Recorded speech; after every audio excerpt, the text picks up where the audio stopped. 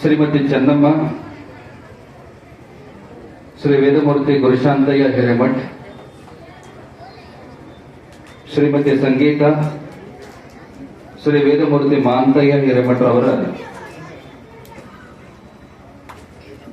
ರಜತ ವಿವಾಹ ವಾರ್ಷಿಕೋತ್ಸವ, ಚಿರಂಜೀವಿ ರಾಜೇಂದ್ರ ಮಯೂರ, ಶಿವಶರಣ, ಸೋಮನಾಥ, ಮೋಹಿತ್, ಮನೋಜ್ ಮತ್ತು ಸಮರ್ಥರ ಶಾಲು ಹೊದಿಸುವಂತಹ ಕಾರ್ಯಕ್ರಮದ ವೇದಿಕೆಯ ನೇತೃತ್ವವನ್ನು ವಹಿಸಿ ಹಿರೇಮಠ್ ಪರಿವಾರದೊಂದಿಗೆ ಯಾವತ್ತು ಅವಿನಾಭಾವ ಸಂಬಂಧವನ್ನು ಹೊಂದಿ ಈ ಸಮಾರಂಭದ ಮುಖೇನ ತಮ್ಮ ಧರ್ಮ ಸಂದೇಶವನ್ನು ನೀಡಿರುವ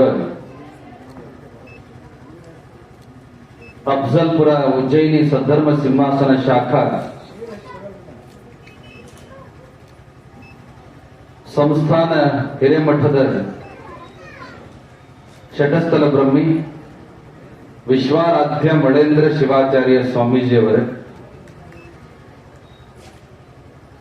ಯಾವತ್ತು ಹಿರೇಮಠ ಪರಿವಾರದ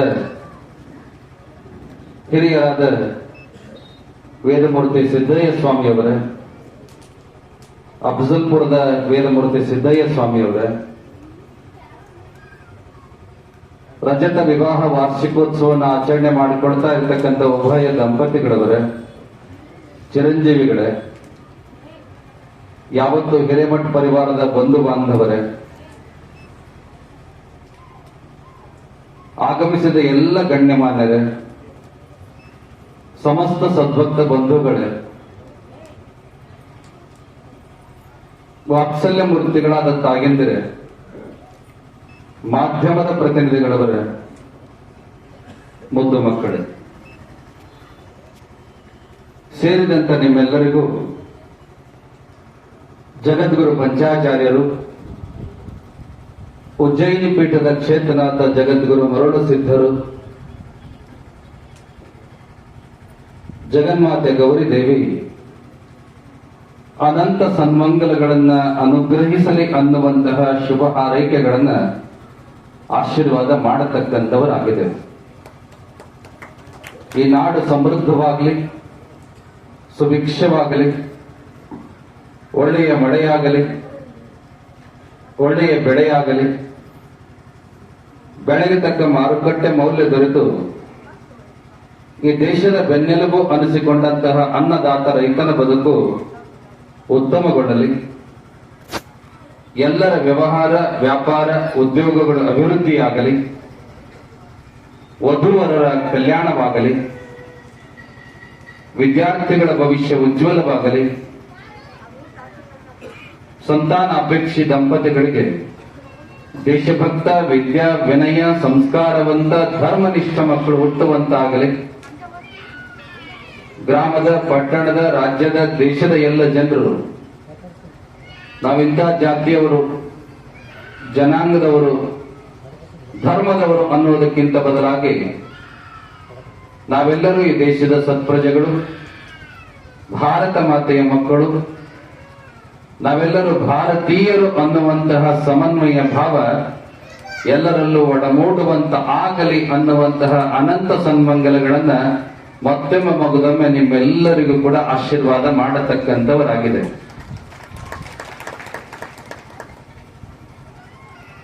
ಈ ಸಮಾರಂಭವನ್ನು ನೋಡಿದಾಗ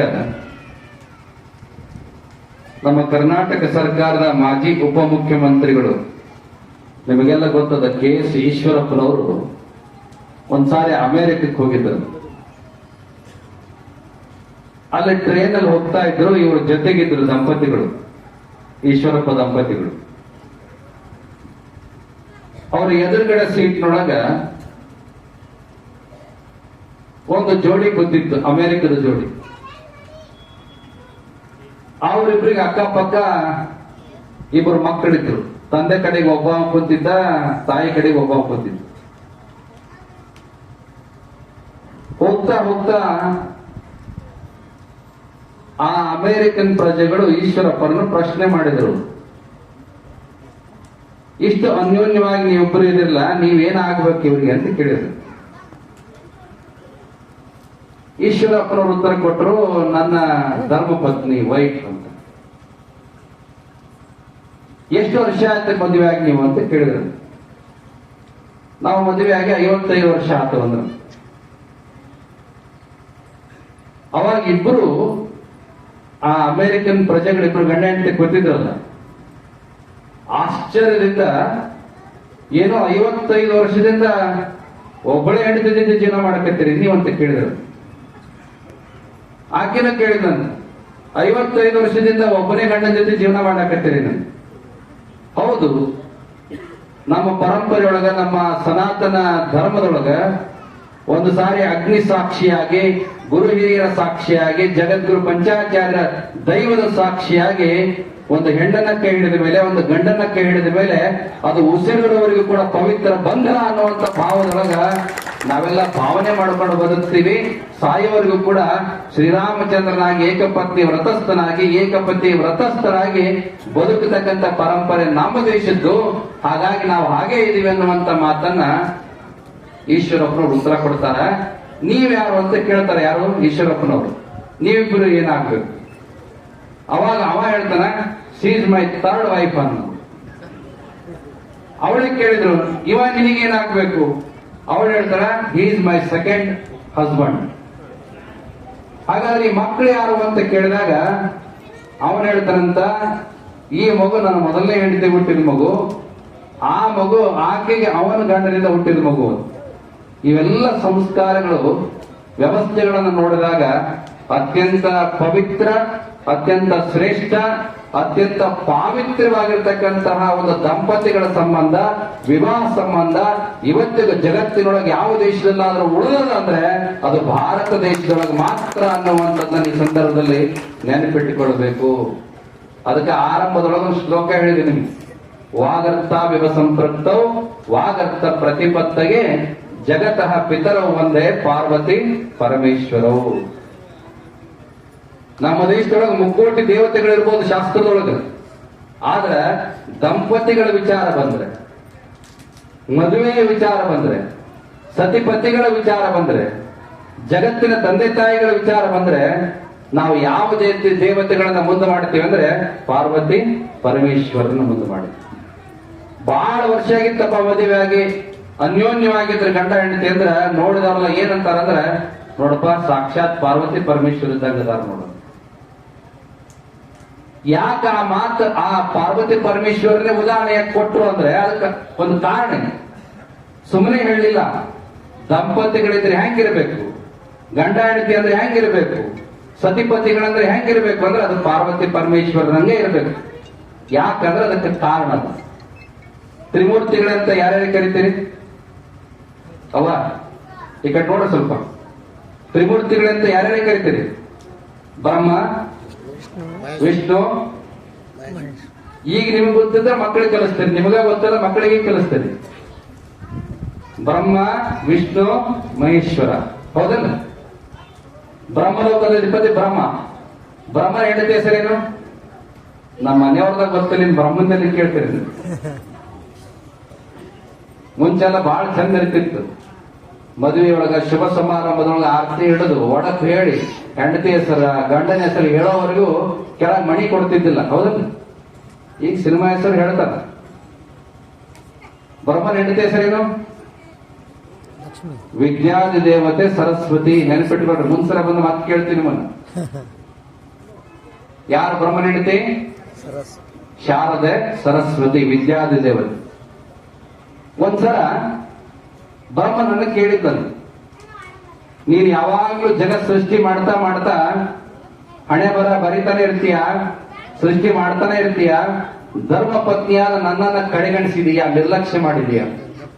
ಅದಕ್ಕೆ ಇವತ್ತು ನನಗ ನಿನ್ನಿಂದ ಒಂದು ವರ ಬೇಕು.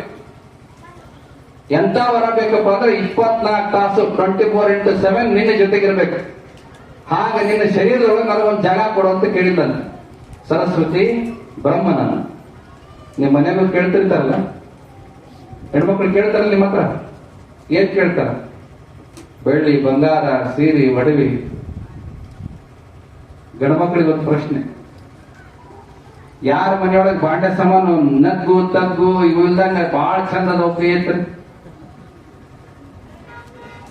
ಯಾರ ಮನೆ ಬಾಂಡೆ ಸಾಮಾನು ಏನು ನಗ್ಗಾಗಿಲ್ಲ ತುಗ್ಗಾಗಿಲ್ಲ ಅಂದ್ರೆ ಅವ್ರ ಮನೆಯೊಳಗೆ ಹೆಣ್ಮಕ್ಳು ನಡೀತೈತಿ, ಅವ್ರು ಹೇಳಿದ್ದೆಲ್ಲ ತಂದು ಕೊಟ್ಟಾರ ಅಂತ ಅರ್ಥ.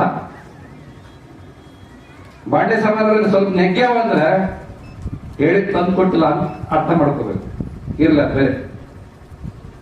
ಶಾರದೆ ಬ್ರಹ್ಮನನ್ನ ಕೇಳಿಲ್ಲ, ನನಗೊಂದು ಜಾಗ ಕೊಡೋದು. ಬ್ರಹ್ಮ ಬಹಳ ಬುದ್ಧಿವಂತ, ವಿಚಾರ ಮಾಡಿದ. ಶಾರದೆಯಾದರೂ ಎಲ್ಲ ವೇದಗಳ ಒಡತಿ, ನುಡಿದಿದ್ದೆಲ್ಲವೂ ವೇದ, ಹೇಳಿದ್ದೆಲ್ಲವೂ ಶಾಸ್ತ್ರ, ವಾಗ್ದೇವಿ. ಯಾಕೆ ಮಾತಾಡಿದ್ರೆ ಸಾಕು ಅದು ವೇದ. ಅಂತವಳು ಬಂದು ನನ್ನ ನಾಲಿಗೆ ಒಳಗಿದ್ಲು ಅಂದ್ರೆ ನಾನು ಯಾರ್ಯಾರ ಹಣೆ ಬರ ಹೇಳ್ತೀನಿ ಬರೀತೀನಿ ಅದೆಲ್ಲ ಸತ್ಯ ಆಗ್ತದಂತ ವಿಚಾರ ಮಾಡಿ ಶಾರದೆಗೆ ನೀನು ನನ್ನ ನಾಲಿಗೆಯೊಳಗೆ ಬಂದು ವಾಸವಾಗುವಂತ ವರ ಕೊಟ್ಟು ನಾನು. ನೆನ್ಪಿಟ್ಕೊಡ್ರಿ, ಬ್ರಹ್ಮ ಶಾರದೆಗೆ ವರ ಎಲ್ಲಿ ಕೊಟ್ಟ? ನಾಲಿಗೆಯೊಳಗೆ. ಈ ಸುದ್ದಿ ವೈಕುಂಠಕ್ಕೆ ಮುಡ್ತು. ವೈಕುಂಠದ ಅಧಿಪತಿ ವಿಷ್ಣು, ವಿಷ್ಣು ಹೇಳಿದೆ ಲಕ್ಷ್ಮಿ. ಇದೊಂದು ಎಲ್ಲರಿಗೂ ಗೊತ್ತಿರ್ತದೆ. ಯಾಕಂದ್ರೆ ಯಾವ ದೇವ್ರ ಪೂಜೆ ಬಿಟ್ಟರು ಬಿಡ್ತೀರಿ, ಲಕ್ಷ್ಮೀ ಪೂಜೆ ಯಾರು ಬಿಡಂಗಿಲ್ಲ. ದೊಡ್ಡವರು ಬಿಡಂಗಿಲ್ಲ, ಸಣ್ಣರು ಬಿಡಂಗಿಲ್ಲ, ಹೆಣ್ಮಕ್ಳು ಬಿಡಂಗಿಲ್ಲ, ಗಂಡ್ಮಕ್ಳು ಬಿಡಂಗಿಲ್ಲ. ಯಾಕಂದ್ರೆ ಲಕ್ಷ್ಮಿ ಆಶೀರ್ವಾದ ಇಲ್ಲದ್ರೆ ಜಗತ್ತ ನಡೆಯಂಗಿಲ್ಲ. ಕಾಂಚಾಣಂ ಕಾರ್ಯಸಿದ್ಧಿ. ಲಕ್ಷ್ಮಿ ವಿಚಾರ ಮಾಡಿದ್ದು, ಬ್ರಹ್ಮನಿಂದ ಶಾರದೆ ವರ ಪಡ್ಕೊಂಡಾದ್ಮೇಲೆ ನಾನು ಯಾಕೆ ಸುಮ್ಮನೆ ಇರ್ಬೇಕು, ನಾನು ವಿಷ್ಣುನ್ ಕೇಳೇ ಬಿಡ್ಬೇಕು ಅಂತೇಳಿ ಕೇಳಿದ್ರು. ಪರಮಾತ್ಮ, ನೀ ನೋಡಿದ್ರೆ ಒಂದೊಂದು ಅವತಾರ ಎತ್ತಿ 10,000 ವರ್ಷ ಎಲ್ಲೋ ಹೋಗ್ಬಿಡ್ತೀಯ. ಇವತ್ತು ನೀನ್ ನನಗೆ ಒಂದು ವರ ಕೊಡ್ಬೇಕು. ಎಂತ ವರ ಕೊಡ್ಬೇಕು ಅಂದ್ರೆ ನಿನ್ನ ಶರೀರದೊಳಗೆ ಒಂದು ಜಾಗ ಕೊಡು, ಯಾವಾಗ್ಲೂ ನಿನ್ ಜೊತೆಗಿರ್ಬೇಕು ಅಂತ ಆಶೀರ್ವಾದ ನನಗೆ ಬೇಕು ಅಂತ ಲಕ್ಷ್ಮಿ ವಿಷ್ಣುನ್ ಕೇಳಿದ್ಲು. ದೇವತೆಗಳಲ್ಲಿ ಅತ್ಯಂತ ಜಿಗುಣ ದೇವರು ಯಾರಪ್ಪ ಅಂದ್ರೆ ವಿಷ್ಣುನೇ. ಬಲಗೈಯಲ್ಲಿ ಕೊಟ್ಟದ್ದನ್ನ ಎಡಗೈಲಿ ಹೆಂಗ್ ಕಸ್ಕೋಬೇಕಂತ ವಿಚಾರ ಮಾಡ್ತಿರ್ತಾನ. ಈ ಪರಮಾತ್ಮ ಶಾಸ್ತ್ರಗಳು ಕೇಳಿರಿ ನೀವೆಲ್ಲ, ಪುರಾಣಗಳವೆಲ್ಲ ವರ ಕೊಟ್ಬಿಡ್ತಾರ. ಅದೆಲ್ಲ ಅನರ್ಥ ಆಗ್ಬೇಕಾದ್ರೆ ಮತ್ತೆ ಯಾರನ್ನ ಕಳಿಸ್ತಾರಪ್ಪ ಅಂದ್ರೆ ವಿಷ್ಣುನ್ ಕಳಿಸ್ತಾರ ವಾಪಸ್ ತಿಳ್ಸ್ಕೊಂಬರ.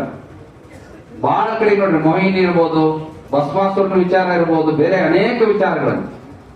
ಯಾಕ ವಿಷ್ಣುವಿಗೆ ಜಿಗುಣ ಅಂತ ಕರಿತೀವಿ ಅಂದ್ರೆ, ತಿರುಪತಿ ಹೋಗಿರಲ್ಲ ನೀವು? ಹೋಗಿರ್ಲಿಲ್ಲ? ತಿರುಪತಿಗೆ ಹೋದ್ರೆ ಎರಡೂ ಖಾಲಿ ಮಾಡ್ಕೊಂಬರ್ತಾರ ನಮ್ ಜನ. ಒಂದು ದುಡ್ಡು, ಇನ್ನೊಂದು ತಲೆ. ತಲೆ ಮೇಲೆ ಕೂದಲು ಬಿಸ್ನೆಸ್ ಬಹಳ ದೊಡ್ಡದೈತಿ ತಿಮ್ಮಪ್ಪನ್. ಮುಂದೆ ಸರ್ಕಾರಗಳಿಗೆ ಸಾಲ ಕೊಡೋ ಪರಿಸ್ಥಿತಿ ಬಂದ್ರೆ ತಿಮ್ಮಪ್ಪನ ಕೇಳಬೇಕು. ವಿಷ್ಣು ವಿಚಾರ ಮಾಡಿದ, ನನಗ ಗೌರವ ಸಿಗ್ಬೇಕಪ್ಪ, ನನ್ನನ್ನೆಲ್ಲರೂ ಪೂಜೆ ಮಾಡ್ಬೇಕು ಅಂದ್ರೆ ಲಕ್ಷ್ಮಿ ಜೊತೆಗಿದ್ರೆ ಮಾಡ್ತಾರೆ. ಹಾಗಾಗಿ ಲಕ್ಷ್ಮೀ ಪತಿ ಅನಿಸ್ಕೋಬೇಕಾದ್ರೆ ಲಕ್ಷ್ಮಿ ಜೊತೆಗಿರ್ಬೇಕು. ನೀನು ನನ್ನ ಹೃದಯದೊಳಗೆ ಬಂದು ವಾಸವಾಗುವಂತ ಆಶೀರ್ವಾದ ಮಾಡಿದ್ನಿ. ಬ್ರಹ್ಮ ಶಾರದೆಗೆ ಎಲ್ಲಿ ಜಾಗ ಕೊಟ್ಟ? ನಾಲಿಗೆ ಒಳಗೆ. ವಿಷ್ಣು ಲಕ್ಷ್ಮಿ ಜಾಗ ಎಲ್ಲಿ ಕೊಟ್ಟ? ಹೃದಯದೊಳಗೆ. ಈ ಸುದ್ದಿ ಕೈಲಾಸಕ್ಕೆ ಹುಟ್ಟಿತು. ಕೈಲಾಸದ ಒಡೆಯ ಶಂಕರ, ಶಂಕರನ ಧರ್ಮ ಪತ್ನಿ ಪಾರ್ವತಿ. ಅಕ್ಕಿ ವಿಚಾರ ಮಾಡಿದ್ರು, ನಾವು 3 ಜನ ಓರಿಗಿದ್ದರು, ಅದ್ರಾಗ ಇಬ್ರು ಅವ್ರ ಗಂಡಂದ್ರಿಂದ ಆಶೀರ್ವಾದ ತಗೊಂಡಾರ, ನಾನ್ಯಾಕೆ ಸುಮ್ಮನೆ ಇರ್ಬೇಕು ಅಂತ ಹೇಳಿ ಪರಮಾತ್ಮನನ್ನು ಕೇಳಿಲ್ಲ. ನನಗೊಂದು ವರ ಬೇಕು. ನೀ ನೋಡಿದ್ರೆ ಭಕ್ತರ ದೇವರು, ಯಾವಾಗ ಎಲ್ಲಿರ್ತೀಯ ಗೊತ್ತೇ ಇಲ್ಲ. ಆದ್ರೆ ಇವತ್ತು ನನಗೆ ಎಂತ ಆಶೀರ್ವಾದ ಕೊಡಪ್ಪ ಅಂದ್ರೆ, ಸ್ಮಶಾನದಾಗರ ಇರು, ಕೈಲಾಸದಾಗರ ಇರು, ನಿನ್ನ ಜೊತೆಗೆ ನಾನು ಸದಾಕಾಲ ಇರ್ಬೇಕಂತ ವರ ಕೊಡು. ನಿನ್ನ ಶರೀರದೊಳಗೆ ನನಗೊಂದು ಜಾಗ ಕೊಡು ಅಂತ ಕೇಳಿದ್ದ. ಅವ ಪರಮಾತ್ಮ ಹೇಳಿದಂತ, ಪಾರ್ವತಿ ನೀ ಎಂತ ಹುಚ್ಚದಿ, ನೀ ಕೇಳೋದ್ ಹೆಚ್ಚ, ನಾ ಕೊಡೋದ್ ಹೆಚ್ಚ. ಈ ಜಗತ್ತು ಸೃಷ್ಟಿ ಆಗ್ಬೇಕಾದ್ರೆ ನನ್ನೊಬ್ಬನಿಂದ ಸೃಷ್ಟಿ ಆಗಿಲ್ಲ. ಈ ಜಗತ್ತು ಸೃಷ್ಟಿ ಆಗ್ಬೇಕಾದ್ರೆ ಶಿವನಿಂದ ಮಾತ್ರ ಸಾಧ್ಯ ಇಲ್ಲ. ಅದಕ್ಕ ಶಕ್ತಿನೂ ಕೂಡ ಸಾಥ್ ಕೊಟ್ಟಾಗ ಮಾತ್ರ ಈ ಜಗತ್ತು ಸೃಷ್ಟಿ ಆಗ್ತದೆ. ಶಿವನನ್ನ ಬಿಟ್ಟು ಶಕ್ತಿ ಇಲ್ಲ, ಶಕ್ತಿಯನ್ನ ಬಿಟ್ಟು ಶಿವ ಇಲ್ಲ ಅನ್ನುವಂಥದ್ದನ್ನ ಇಡೀ ಜಗತ್ತು ತಿಳ್ಕೋಬೇಕು. ಆದರ್ಶ ದಾಂಪತ್ಯ ಅನ್ನುವಂಥದ್ದು ಏನು ಅನ್ನುವಂಥದ್ದನ್ನ ಸಂದೇಶ ಇವತ್ತು ಕೊಡೋದಕ್ಕೆ ಬಯಸ್ತೀನಿ. ನೀ ಕೇಳಿದೆಯಲ್ಲ ಒಂದು ಜಾಗ, ಜಾಗ ಅಲ್ಲ, ನನ್ನ ಶರೀರದ ಎಡಭಾಗದ ಅರ್ಧ ಶರೀರವನ್ನೇ ನಿನಗೆ ದಾರಿ ಎಳೆದು ಕೊಡ್ತೀನಿ ಅಂತ ಪಾರ್ವತಿಗೆ ಆಶೀರ್ವಾದ ಮಾಡಿದ್ದ. ಅದಕ್ಕ ಅರ್ಧ ಅಂಗವನ್ನ ಧರಿಸಿದ ಕಾರಣಕ್ಕಾಗಿ ಪಾರ್ವತಿ ಅರ್ಧಾಂಗಿ ಆಗ್ತಾಳ, ಪರಮಾತ್ಮ ಅರ್ಧನಾರೀಶ್ವರನಾಗ್ತಾನೆ. ಅದಕ್ಕೆ ದಾಂಪತ್ಯ ಅಂದ್ರೆ ಸುಮ್ಮನೆ ಯಾವುದೋ ಒಂದು ಪಟ್ಟ್ಯಾರಪ್ಪ, ಹಿಂದಿನವ್ರು ಮಾಡ್ಯಾರಪ್ಪ, ಮದುವೆ ಆದಿವಪ್ಪ, ಸುಖ ಪಟ್ಟಿವಪ್ಪ, ಮಕ್ಕಳು ಮಾಡಿದವಪ್ಪ ಅನ್ನೋದಲ್ಲ. ಇದು ಪವಿತ್ರವಾದ ಜನ್ಮ ಜನ್ಮದ ಅನುಬಂಧ ಇದೆ. ಇಂಗ್ಲಿಷ್ ಒಳಗೆ ಹೇಳ್ತಾರೆ marriages are made in heaven, ಅಂದ್ರೆ ಸ್ವರ್ಗದಲ್ಲೇ ನಿಶ್ಚಯವಾಗಿ ಬಂದಿರ್ತದೆ ಅನ್ನುವಂಥದ್ದನ್ನು ಹೇಳ್ತಾರೆ. ಅದರ ಅರ್ಥ ಏನಪ್ಪಾ ಅಂದ್ರೆ ಜನ್ಮ ಜನ್ಮಗಳ ಅನುಬಂಧ ಅನ್ನುವಂಥದ್ದನ್ನ, ಪವಿತ್ರವಾದ ಬಂಧನ ಅನ್ನುವಂಥದ್ದನ್ನ ಯಾರು ಕೂಡ ಮರಿಬಾರದು.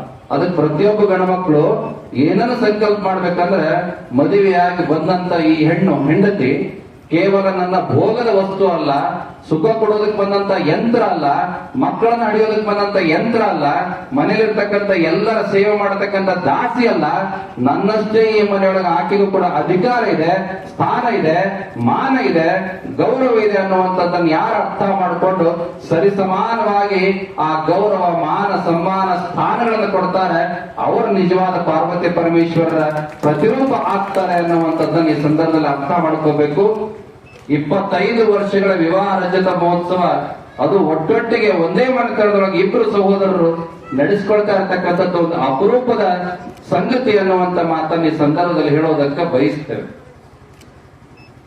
ಬಹಳ ಜನ ಹೆಣ್ಮಕ್ಳು ಇಲ್ಲಿ ಬಂದಿದ್ದೀರಿ, ಮದುವೆ ಆಗೋರಿದ್ದೀರಿ, ಮದುವೆ ಆದವರಿದ್ದೀರಿ, ನಿಮ್ಮ ಮಕ್ಕಳನ್ನ ಮದುವೆ ಮಾಡೋರಿದ್ದೀರಿ.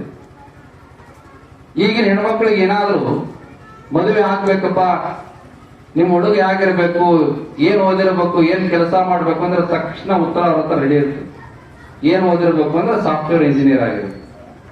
ಎಲ್ಲಿ ಕೆಲಸ ಮಾಡ್ಬೇಕು ಅಂದ್ರೆ ಉತ್ತರ ಏನಿರ್ತದ, ಯಾವ ಊರಾಗ? ಬೆಂಗಳೂರೊಳಗೆ.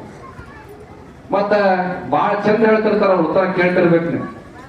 ಈ ಮನೆತನಕ್ಕೂ ಹೇಳ್ತಾ ಇರುವಂತ ವಿಚಾರಕ್ಕೂ ಬಹಳ ಸಂಬಂಧ ಇಲ್ಲ, ಯಾಕಂದ್ರೆ ಇದು ಅವಿಭಕ್ತ ಕುಟುಂಬ ಇದೆ. 7 ಅಣ್ಣ ತಮ್ಮಗಳು, ಅವ್ರ ಮಕ್ಕಳು, ಅವ್ರ ಮೊಮ್ಮಕ್ಕಳು, ಇದೊಂದು ರೀತಿಯಲ್ಲಿ ಒಂದು 200 ಜನದ ದೊಡ್ಡ ಪರಿವಾರ ಇದೆ, ಹಿರೇಮಠ ಪರಿವಾರ. ಅದಕ್ಕೆ ಈ ಶ್ರೇಷ್ಠತೆಯನ್ನು ಪಡ್ಕೊಂಡದ. ಇವತ್ತು ಅವ್ರ 3 ಮನೆತನದ ಗುರುಗಳಾಗಿರ್ತಕ್ಕಂಥ ಉಜ್ಜಯಿನಿ ಜಗದ್ಗುರುಗಳೇ ಬಂದು ಆಶೀರ್ವಾದ ಮಾಡಕತ್ತಾರಂದ್ರ ಆ ಮನೆತನದ ಭಕ್ತಿ ಸೇವೆ ಎಷ್ಟಿದೆ ಅನ್ನುವಂಥದ್ದನ್ನ ಅರ್ಥ ಮಾಡ್ಕೋಬೇಕು. ಈಗ ಹೇಳ್ತಾ ಇರೋದು ಅನೇಕ ಕಡೆ ಹೋಗ್ತಿರ್ತೀವಲ್ಲ, ಆ ಹೆಣ್ಮಕ್ಳು ಹೇಳ್ತಿರ್ತಾರ ಸಾಫ್ಟ್ವೇರ್ ಇಂಜಿನಿಯರ್ ಆಗಿರ್ಬೇಕು, ಬೆಂಗಳೂರಲ್ಲಿ ಕೆಲಸ ಮಾಡ್ತಿರ್ಬೇಕು. ಆ ಹುಡುಗ ಅಣ್ಣ ತಮ್ಮ ಇರಬೇಕು ಬೇಡ ಅಂತ ಪ್ರಶ್ನೆ ಕೇಳಿದ್ರೆ ಏನ್ ಹೇಳ್ತಾರ? ಬೇಡ. ಅಕ್ಕ ತಮ್ಮ ಬೇಡ. ಅಪ್ಪ ಅಮ್ಮ ಮೊದಲು ಬೇಡ. ಅಜ್ಜ ಅಜ್ಜಿ ಇವ್ರಂತ ಮೊದಲೇ ಇರಬಾರ್ದು. ಇವ್ರು ಯಾರು ಇರಬಾರ್ದು ಅಂದ್ರೆ ಅವೆಲ್ಲಿ ತಿಳಿದು ಬರಬೇಕು, ರೋಬೋಟ್ ಸೃಷ್ಟಿ ಮಾಡಬೇಕಷ್ಟೇ. ಒಂದು ಪರಿವಾರ, ಒಂದು ಸಂಸಾರ, ಒಂದು ಮನೆತನ ಅಂದ್ರೆ ಕೇವಲ ಗಂಡ ಹೆಂಡತಿ ಅಲ್ಲ. ಅನುಭವದ ಮಾತುಗಳನ್ನಾಡಿ ತಿದ್ದಿ ಬುದ್ಧಿ ಹೇಳ್ತಕ್ಕಂಥ ಅಜ್ಜ ಅಜ್ಜಿ ಆ ಮನೆ ಒಳಗಿರ್ಬೇಕು.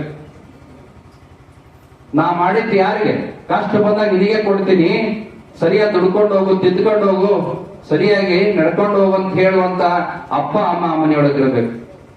ಏನೇ ಮೊದಲು ಜೊತೆಗೆ ಹೋಗೋಣ ಅನ್ನುವಂತ ಅಣ್ಣ ತಮ್ಮದ ಆ ಮನೆಯೊಳಗಿರ್ಬೇಕು. ಶುಭ ಕಾರ್ಯಗಳನ್ನು ನಾವು ನಿನ್ ಜೊತೆಗಿರ್ತಾವಪ್ಪ, ತವ್ರ ಮನೆ ಯಾವತ್ತು ಬೆಳಗ್ಗೆ ಅನ್ನುವಂತ ಅಕ್ಕ ತಂಗಿಯರ ಆ ಮನೆಯೊಳಗಿರ್ಬೇಕು. ಸದಾಕಾಲ ಗಲಾಟೆ ಮಾಡಿ ನೆಲದಾಡ್ತಕ್ಕಂಥ ಸಣ್ಣ ಪುಟ್ಟ ಮಕ್ಕಳಲ್ಲಿ ಆಟಾಡ್ತಿರ್ಬೇಕು. ಇದಕ್ಕೆ ಪರಿವಾರ, ಇದಕ್ಕೆ ಸಂಸಾರ, ಇದಕ್ಕೆ ಮನೆತನ ಅಂತ ಕರೀತಾರೆ. ಅದಕ್ಕೆ ಬಹಳ ಚಂದ ಸಾಕು ಮಗಳು ಶಾಕುಂತಲೆ ಕಟುವ ಮಹರ್ಷಿ ತಂದೆ ದುಷ್ಯಂತ ಮಹಾರಾಜನನ್ನ ಮದುವೆಯಾಗಿ ಹೋಗಬೇಕಾದ್ರೆ ಮಗಳಿಗೆ ಉಪದೇಶ ಮಾಡತಾರಂತ. ಯಾವ ಕಾಲದಾಗ ಹೇಳಿದ್ದು ಗೊತ್ತಿಲ್ಲ. ಆ ಮಾತು ಇವತ್ತಿನ ದಿನಕ್ಕೂ ಕೂಡ ಎಷ್ಟು ಪ್ರಸ್ತುತ ಅಂದ್ರೆ ಪ್ರತಿಯೊಬ್ಬ ಹೆಣ್ಮಕ್ಳು ಕೂಡ ಗಮನ ಇಟ್ಟು ಕೇಳಬೇಕು. ಯಾಕಂದ್ರೆ ಒಂದು ಹೆಣ್ಣಿನಿಂದ ಮನೆತನ ಉದ್ಧಾರ ಆಗುತ್ತೆ. ಒಂದು ಹೆಣ್ಣು ಸಂಸ್ಕಾರವಂತರಾದ್ರೆ, ಒಂದು ಹೆಣ್ಣು ಗುಣವಂತರಾದ್ರೆ, ಒಂದು ಹೆಣ್ಣು ನಿಜವಾದ ರೀತಿಯೊಳಗೆ ಆ ಮನೆತನವನ್ನು ಬೆಳಗತಕ್ಕಂಥ ರೀತಿಯೊಳಗಿದ್ರೆ ಆ ಇಡೀ ಮನೆತನ ಉದ್ಧಾರ ಆಗ್ತದ ಅನ್ನುವಂಥದ್ದನ್ನ ಅರ್ಥ ಮಾಡ್ಕೋಬೇಕು. ಆತ ಹೇಳ್ತಾನೆ, ಮಗಳಿಗೆ ಹೇಳುವಂತ ಉಪದೇಶ, ಸಾನಂದಂ ಸದನಂ ಸುಧಾಶ್ಚ ಸುತಯ ಕಾಂತಾನ ದುರ್ಭಾಷಿಣಿ ಸನ್ಮಿತ್ರಂ ಸುಧನಂ ಸ್ವಯೋಷಿತಿ ರತಿಶ್ಚ ಆಜ್ಞಾಪರ ಸೇವಕಾಹ ಆತಿಥ್ಯಂ ಶಿವಪೂಜನಂ ಪ್ರತಿದಿನಂ ಮೃಷ್ಟಾನ ದಾನಂ ಗೃಹೆ ಸಾಧೋಹ ಸಂಗಮೋಪಾಸತೆ ಸತತಂ ಧನ್ಯೋ ಗೃಹಸ್ಥಾಶ್ರಮ, ಧನ್ಯೋ ಗೃಹಸ್ಥಾಶ್ರಮ. 4 ಆಶ್ರಮಗಳದಾವ. ಬ್ರಹ್ಮಚರ್ಯ, ಗೃಹಸ್ಥ, ವಾನಪ್ರಸ್ಥ, ಸನ್ಯಾಸ. ಆ 3 ಆಶ್ರಮಗಳನ್ನು ಶ್ರೇಷ್ಠ ಆಗ್ಲಿಲ್ಲ. ಯಾವ ಆಶ್ರಮ ಶ್ರೇಷ್ಠ ಅಂತ ಕರೆದ್ರು? ಗೃಹಸ್ಥಾಶ್ರಮ ಶ್ರೇಷ್ಠ ಅಂತ ಕರೆದ್ರು. ಯಾಕೆಂದ್ರೆ ಬ್ರಹ್ಮಚರ್ಯ ಆಶ್ರಮದ ಸದಸ್ಯರಿಗೆ ಆಶ್ರಯ ಕೊಡೋರು ಯಾರು? ಗೃಹಸ್ಥಾಶ್ರಮದವರೇ. ವಾನಪ್ರಸ್ಥ ಆಶ್ರಮದ ಸದಸ್ಯರಿಗೆ ಆಶ್ರಯ ಕೊಡೋರು ಯಾರು? ಗೃಹಸ್ಥಾಶ್ರಮದವರೇ. ನಮ್ಮಂತ ಸನ್ಯಾಸಿಗಳ ಕರೆದು ದಕ್ಷಿಣ ಕೊಟ್ಟು ಪೂಜೆ ಮಾಡಿಸಿ ಪ್ರಸಾದ ಮಾಡಿಸಿ ಗೌರವ ಸತ್ಕಾರ ಮಾನ ಸನ್ಮಾನಗಳನ್ನು ಮಾಡೋರು ಯಾರು? ಅದೇ ಗೃಹಸ್ಥಾಶ್ರಮದ ಸದಸ್ಯರೇ. ಅದಕ್ಕೆ 3 ಆಶ್ರಮಗಳಿಗೆ ಆಶ್ರಯದಾತವಾದಂತ ಆಶ್ರಮ ಅಂದ್ರೆ ಅದು ಗೃಹಸ್ಥಾಶ್ರಮ. ಆತ ಹೇಳ್ತಾನೆ, ಮಗಳೇ, ಮನಿ ದುಡ್ಡು ಕಾಸು ಆಭರಣ ಬಟ್ಟೆ ಒಡವೆ ಇದರಿಂದ ತುಂಬಿರಬಾರದು. ಯಾವುದರಿಂದ ತುಂಬಿರ್ಬೇಕು ಅಂದ್ರೆ ಆ ಮನೆ, ನೀನು ಹೋಗುವಂತ ಬಾಳಿ ಬೆಳಗುವಂತ ಮನೆ ಆ ವಸ್ತು ದ್ರವ್ಯಗಳಿಂದ ತುಂಬಿರಬಾರದು. ಆನಂದ, ಸಂತೋಷ, ನೆಮ್ಮದಿ, ಆರೋಗ್ಯ ಅನ್ನುವಂತ ವಿಷಯಗಳಿಂದ ಆ ಮನೆ ತುಂಬಿರ್ಬೇಕು ಅಂತ ಹೇಳ್ತಾರೆ. ಬಹಳ ಜನ ಗಂಡ್ಮಕ್ಳು ಇಲ್ಲಿದ್ದೀರಿ, ನಿಮ್ ಅನುಭವ ಇರ್ತದ. ಎಷ್ಟೋ ಜನ ಮನೆಗೆ ಬಂದ್ರ ಬೇಗ ಮನೆಗೆ ಹೋಗ್ಬೇಕಪ್ಪ ಅಂತ ಆಸೆ ಪಡ್ತೀರಿ. ಯಾಕಂದ್ರೆ ಮನೆಯೊಳಗಂತ ವಾತಾವರಣ ಇರ್ತದೆ. ಅದ ಮನೆಗೆ ಯಾಕರ ಹೋಗ್ತೀನಪ್ಪ ಅನ್ನುವಂತ ಪ್ರಸಂಗಗಳು ಅನೇಕ ಕಡೆ ಇರ್ತಾವ. ಅಂದ್ರ ಆತ ಓಡೋಡಿ ಮನೆಗೆ ಬರ್ಬೇಕು. ಆ ವಾತಾವರಣ, ಆ ಪರಿಸರ, ಆ ವ್ಯವಸ್ಥೆಯನ್ನ ಆ ಮನೆಯೊಳಗೆ ಕ್ರಿಯೇಟ್ ಮಾಡ್ಬೇಕು. ಯಾರಂದ್ರೆ ಒಂದು ಹೆಣ್ಣು ಮಾಡೋದಕ್ಕೆ ಸಾಧ್ಯ ಆಗ್ತದೆ. ಅದಕ್ಕೆ ಸಾನಂದಂ ಸದನಂ ಸುತಾಶ್ಚ ಸುದಯ. ಆ ಮನೆ ಆರೋಗ್ಯಕರವಾಗಿರ್ತಕ್ಕಂಥ ವಾತಾವರಣ ತುಂಬಿರ್ಬೇಕು. ಜೊತೆಗೆ ಆ ಮನೆಯೊಳ ಮಕ್ಕಳೇನ್ ತರ ಇರ್ಬೇಕಪ್ಪ ಅಂದ್ರೆ ತಂದೆ, ಅಜ್ಜ, ಹಿರಿಯರು, ಗುರುಗಳು ಹೇಳಿದಂಥದ್ದನ್ನ ಕೇಳುವಂತ ವಿನಯ, ವಿದ್ಯಾ, ಸಂಸ್ಕಾರವಂತ ಮಕ್ಕಳು ಆ ಮನೆಯೊಳಗಿರ್ಬೇಕು. ಯಾವ ಮಕ್ಕಳು, ಯಾವ ತಂದೆ ತಾಯಿಗಳು ಕೂಡ ತಮ್ಮ ಮಕ್ಕಳು ಎಲಿಯುತ್ತೆ ಬೆಳೆದ ಮೇಲೆ ತಮ್ಗೆ ಎದುರು ಮಾತಾಡ್ಲಿ ಅಂತ ಯಾರ ತಂದೆ ತಾಯಿ ಅಪೇಕ್ಷೆ ಪಡ್ತಾರೆ? ಯಾವ ತಂದೆ ತಾಯಿ ಪಡೋದಿಲ್ಲ. ಯಾವ ತಂದೆ ತಾಯಿ ನಿಜವಾಗ್ಲೂ ಹೆಮ್ಮೆ ಪಡ್ತಾರ ಅಂದ್ರೆ ತನ್ನ ಮಕ್ಕಳು ಬೇರೆಯವರು ಬಂದಾಗ ತನಗೆ ಎಷ್ಟು ಗೌರವ ಕೊಡ್ತಾರಲ್ಲ ಅವಾಗ ಹೆಚ್ಚು ಸಂತೋಷ ಆಗ್ತದೆ. ಅಂತ ಹಿರಿಯರು, ಗುರುಗಳು ಗೌರವಿಸುವಂತ ಮಕ್ಕಳು ಆ ಮನೆಯೊಳಗಿರ್ಬೇಕು. ಇನ್ನ ಕಾಂತಾನ ದುರ್ಭಾಷಣಿ ಸುಧನಂ. ಆ ಮನೆಯೊಳಗೆ ನ್ಯಾಯದಿಂದ ಧರ್ಮ ಮಾರ್ಗದಿಂದ ದುಡಿದಂತ ಸಂಪತ್ತೇ ಆ ಮನೆಯೊಳಗಿರ್ಬೇಕು. ಅಲ್ಲಿ ಅಧರ್ಮದಿಂದ ಬಂತ ₹1 ಇತ್ತಪ್ಪ ಅಂದ್ರೆ ಅಲ್ಲಿ ಬೇರೆ ಬೇರೆ ರೀತಿಯಾಗಿರ್ತಕ್ಕಂಥ ನೆಮ್ಮದಿ ಆಗ್ಲಿ ಇರೋದಕ್ಕೆ ಸಾಧ್ಯವೇ ಇಲ್ಲ. ಕಾಂತಾನ ದುರ್ಭಾಷಿಣಿ ಹೆಣ್ಮಕ್ಳಿಗೆ ಹೇಳುವಂತ ಒಂದು ಮಾತು, ಯಾವುದೇ ಸಂದರ್ಭದಲ್ಲೂ ಕೂಡ ಅಪ್ಪಿ ತಪ್ಪಿನು ಎಷ್ಟೇ ಸಿಟ್ಟು ಬರಲಿ, ಎಷ್ಟೇ ಆಕ್ರೋಶ ಇರಲಿ, ನಿಮ್ಮ ಬಾಯಿಂದ ಕೆಟ್ಟ ಪದಗಳು, ಶಪಿಸುವ ಮಾತುಗಳು ಅಥವಾ ಏನಾದ್ರೂ ಅಪಭ್ರಂಶ ಮಾತುಗಳು ಬರಬಾರದು ಅಂತ ಹೇಳ್ತಾರೆ. ಯಾಕಂದ್ರೆ ಜನ್ಮ ಕೊಡುವಂತ ಸಾಮರ್ಥ್ಯ ಇರುವಂತ ತಾಯಿಗೆ ಶಾಪ ಕೊಡುವಂತ ತಾಕತ್ತು ಇರ್ತದೆ. ಅದಕ್ಕೆ ನೀವು ಯಾವುದೇ ಸಂದರ್ಭದಲ್ಲೂ ಕೂಡ ಯಾರಿಗೂ ಶಪಿಸುವಂತ ಕೆಟ್ಟ ಪದಗಳಿಂದ ಮಾತನಾಡುವಂತದ್ದನ್ನು ಮಾಡಬಾರದು. ಅದಕ್ಕೆ ಕುತ್ತಿಗೆ ತಾಳಿ ಯಾಕೆ ಕಟ್ತಾರ? ತಾಳಿ ಅಂತ ಅರ್ಥ ಏನಂದ್ರೆ ತಾಳ್ಕೋ, ಕುತ್ತಿಗೆ ಮಟ್ಟ ಕಷ್ಟ ಬಂದ್ರು ಕೂಡ ನೀನ್ ತಾಳ್ಕೊಂಡು ಆ ಮನೆತನದ ಮಾನ ಮರ್ಯಾದೆ ಗೌರವಗಳನ್ನ ಉಳಿಸಬೇಕು ಅನ್ನೋ ಕಾರಣಕ್ಕಾಗಿ ತಾಳಿ ಅನ್ನುವಂತ ಪದ ಬಳಕೆಯನ್ನ ಮಾಡಿದ್ದಾರೆ. ಅದಕ್ಕ ಹೆತ್ತೊಡಲು, ಆ ತಾಯಿಯ ಒಡಲು ತಣ್ಣಗಿತ್ತಪ್ಪ ಅಂದ್ರೆ ಇಡೀ ಮನೆತನ ತಣ್ಣಗಿರೋದಕ್ಕೆ ಸಾಧ್ಯ ಆಗ್ತದ. ಇನ್ನೊಂದು ಮಾತು ಹೇಳ್ತೇನೆ ನಿಮಗೆ ಯಾವಾಗ್ಲೂ ಕೂಡ, ಯಾಕಂತ ಕೇಳಿದ್ರೆ ನಾವು ಜ್ಯೋತಿಷ್ಯವನ್ನು ಅಭ್ಯಾಸ ಮಾಡಿರೋದ್ರಿಂದ ವರಾಹ ವೀರಾಚಾರ್ಯ ಬೃಹತ್ ಜಾತಕಕ್ಕೆ ಹೋರಾಶಾಸ್ತ್ರ ಅನ್ನುವಂತ ಒಂದು 450 ಪೇಜಿಂದ ಒಂದು ಪುಸ್ತಕ. ಆ ಪುಸ್ತಕದೊಳಗ ಈ ಶಾಪಗಳ ವಿಚಾರ ಅಂತ ಬರ್ತದೆ. ಪೂರ್ವ ಜನ್ಮದೊಳಗೆ ಏನೇನ್ ಶಾಪ ಇದ್ದು ಅನ್ನುವಂಥದ್ರ ಬಗ್ಗೆ ಬರೀತಾರೆ. ಅದ್ರೊಳಗ ನಾವು ಅಭ್ಯಾಸ ಮಾಡಿದ್ರೆ ಎಲ್ಲೂ ಕೂಡ ಪುರುಷನ ಶಾಪ ಇಲ್ಲ. ಯಾಕಿಲ್ಲ ಅಂದ್ರೆ ಅವನಿಗೆ ಜನ್ಮ ಕೂಡ ಸಾಮರ್ಥ್ಯ ಇಲ್ಲ, ಅದಕ್ಕಿಲ್ಲ. ನೋಡಿದ್ರೆ 40 ಪೇಜ್ ಹೆಣ್ಮಕ್ಳ ಬಗ್ಗೆನೇ ಬರೆದಿದ್ದಾರೆ. ಅದಕ್ಕೆ ನೀವು ಬಹಳ ಸಮಾಧಾನವಾಗಿರುತ್ತೆ. ಹಿಂದಿನ ಕಾಲದೊಳಗೆ ಮದುವೆಗೆ ಹೋದ್ರೆ ಯಾರಾದ್ರೂ ಒಂದು ಫೋಟೋ ಕೊಡ್ತಿದ್ರು, 7 ಲೈನ್ ಇದ್ದು, ಸಮಾಧಾನವೇ ಗೃಹಿಣಿಯ ಸೊಬಗು, ಇದನ್ನ ಹಿಂಗೆಲ್ಲ ಬರೆದು ಕೊಡ್ತಿದ್ರು. ಅದನ್ನ ಮನೆ ಗಾಡಿ ಮೇಲೆ ಹಾಕೊಂಡು ಅಲ್ಲೆಲ್ಲ ಓದ್ತಾ ಇದ್ರೆ ಸ್ವಲ್ಪ ಸಮಾಧಾನ ಬರ್ತದ ಅನ್ನುವಂಥದ್ದನ್ನ ಇರ್ತಿದ್ರು. ಅದಕ್ಕೆ ನೀವ್ ಎಷ್ಟು ತಾಳ್ಮೆ ಇರ್ತೀರಿ, ನೀವೆಷ್ಟು ಸಮಾಧಾನ ಇರ್ತೀರಿ, ಅಷ್ಟು ಆ ಮನೆಯೊಳಗೆ ನೆಮ್ಮದಿ ಇರ್ತದ. ಯಾವತ್ತೂ ಕೂಡ ಆ ಸಮಾಧಾನವನ್ನು ನೀವು ಕಳ್ಕೋಬಾರದು.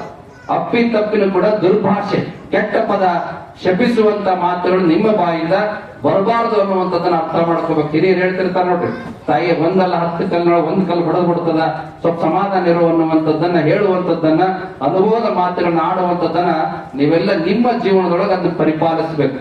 ಇನ್ನ 3ನೇ ಮಾತು ಸನ್ಮಿತ್ರಂ. ಯಾವಾಗ್ಲೂ ಕೂಡ ಮನೆಗೆ ಬರೋರ ಬಗ್ಗೆ ಗಮನ ಇಟ್ಟಿರ್ಬೇಕು. ಯಾಕೆ ಅಂತ ಕೇಳಿ ಒಳ್ಳೆಯವರು ಬರ್ತಿರ್ತಾರೆ, ಕೆಟ್ಟವರು ಬರ್ತಿರ್ತಾರೆ. ಅದ್ರ ಕಡೆ ಗಮನ ಇರ್ಬೇಕು. ಯಾರು ಹೆಂಗಪ್ಪ ಚಾಡಿ ಮಾತು ಹೇಳೋರು ಇರ್ತಾರ, ಹಚ್ಕೊಡೋರು ಇರ್ತಾರ, ಅದ್ರ ಕಡೆಗೆ ಯಾವಾಗ್ಲೂ ಲಕ್ಷ್ಯ ಇರ್ಬೇಕು. ಅದಕ್ಕೆ ಒಂದು ಉದಾಹರಣೆ ಕೊಡ್ತಾರೆ. ಹೆಂಗಪ್ಪ ಅಂದ್ರ, ಒಂದು ಪುಟ್ಟಿ ಮಾವಿನ ಹಣ್ಣು ತಂದು ಇಟ್ಕೊಂತಾರೆ ನಿಮ್ ಮನೆಯೊಳಗಂದ್ರ ಅದನ್ನ ದಿನಾ ಪರೀಕ್ಷೆ ಮಾಡ್ಬೇಕು. ಅದ್ರೊಳಗೆ ಒಂದು ಕೆಟ್ಟ ಹಣ್ಣು ಇತ್ತಪ್ಪ ಅಂದ್ರೆ ತೆಗೆದು ಬಿಡ್ಬೇಕಂತ. ಇಲ್ಲ ಅಂದ್ರೆ ಮಾರನೇ ದಿವಸಕ್ಕೆ ಅಕ್ಕಪಕ್ಕದಾಗ 4 ಹಣ್ಣು ಕೆಡಿಸ್ತದ. ಹಂಗ ಮನೆಯೊಳಗೆ ಬರುವಂತ ಸ್ನೇಹಿತರಿರ್ಬೋದು, ಬಂಧು ಬಾಂಧವರಿರ್ಬೋದು, ಅವರೆಲ್ಲರೂ ಕೂಡ ಒಳ್ಳೆಯವರೇ ಆಗಿರುವ ರೀತಿಯೊಳಗೆ ನೋಡ್ಕೊಳ್ಳುವಂಥದ್ದು ನಿಮ್ಮ ದೊಡ್ಡ ಜವಾಬ್ದಾರಿ ಅನ್ನುವಂಥದ್ದನ್ನ ಅರ್ಥ ಮಾಡ್ಕೋಬೇಕು. ಸನ್ಮಿತ್ರಂ ಸುಧನಂ ಸ್ವಯೋಷಿತಿರತಿಶ್ಚ. ಜೊತೆಗೆ ಹೆಣ್ಣು ಹೇಗಿರ್ಬೇಕಪ್ಪ ಅಂದ್ರೆ ಸರ್ವಜ್ಞ ಹೇಳೋ ಆಗಿರ್ಬೇಕು. ಹೇಳ್ತಾನೆ ಒಂದು ವಚನದೊಳಗೆ, ವೆಚ್ಚನೆಯ ಮನೆಯಾಗಿ ವೆಚ್ಚಕ್ಕೆ ಹೊನ್ನಾಗಿ ಇಚ್ಛೆ ಅರಿತು ನಡೆವ ಸತಿ ಇರಲು ಸ್ವರ್ಗಕ್ಕೆ ಕಿಚ್ಚು ಹೊಚ್ಚೆಂದ ಅನ್ನುವಂಥದ್ದನ್ನ, ಬೇಕು ಬೇಡಗಳನ್ನ ಕೇವಲ ಅರ್ಥ ಮಾಡಿಕೊಂಡು, ಸನ್ನೆಯ ಮುಖಾಂತರ ಪರಿಸ್ಥಿತಿಯನ್ನು ಅರ್ಥ ಮಾಡಿಕೊಂಡು ತಿಳ್ಕೊಂಡು ಅದರಂತೆ ನಡೆದುಕೊಳ್ಳುವಂತ ಧರ್ಮ ಪತ್ನಿ ಯಾರಿಗೆ ಸಿಗ್ತಾರ ಆತ ಭಾಗ್ಯವಂತ ಅನ್ನುವಂಥದ್ದನ್ನ ಅರ್ಥ ಮಾಡ್ಕೋಬೇಕು. ಅದ್ರ ಜೊತೆಗೆ ಆತಿಥ್ಯಂ, ಬಂದಂತ ಎಲ್ಲರನ್ನು ಕೂಡ ಅತಿಥಿ ಸತ್ಕಾರ ಮಾಡೋದು, ಪ್ರತಿನಿತ್ಯ ಮನೆಯೊಳಗ ಶಿವಪೂಜೆ ಅವುಗಳನ್ನ ನಡೆಸೋದು, ದೇವತಾ ಆರಾಧನೆ ನಡೆಸೋದು. ಇನ್ನೊಂದು ಮಾತನ್ನು ಹೇಳ್ತಾರೆ, ಮೃಷ್ಟಾನ್ನ ಭೋಜನಂ.